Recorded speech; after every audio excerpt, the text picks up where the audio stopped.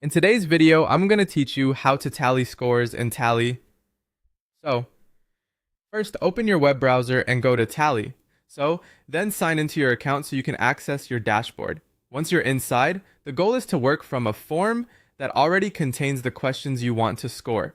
You can either create a brand new form or open an existing quiz, survey, or assessment. Before moving on, make sure your questions have already been added because the scoring setup depends on those answer fields being in place. Next, select the question types you want to score. This works especially well with multiple choice, checkbox, or quiz-style questions.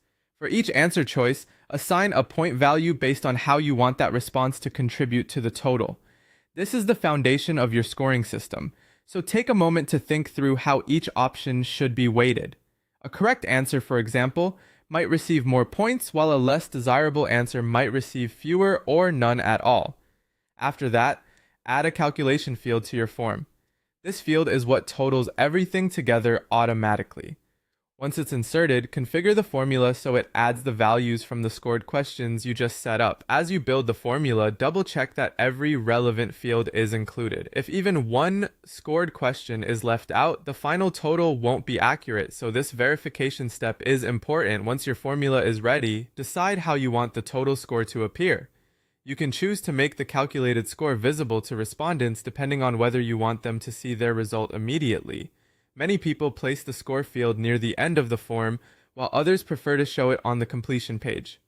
Either option can work well, depending on the experience you want to create. If needed, you can also set up conditional results. This is optional, but it's useful if you want different messages or outcomes to appear based on score ranges. For instance, lower scores can trigger one message, medium scores another, and higher scores a different recommendation. This makes the form feel more personalized and can turn a simple score into something more meaningful. Before publishing anything, click Preview and test the form carefully. Submit a few sample responses and confirm that the totals are calculating correctly. Try different answer combinations so you can catch any errors before respondents do. When everything looks good, click Publish. From there, you can share the form using its generated link or embed code.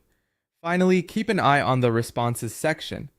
This is where you can monitor submissions and make sure scores are being recorded and displayed the way you expect.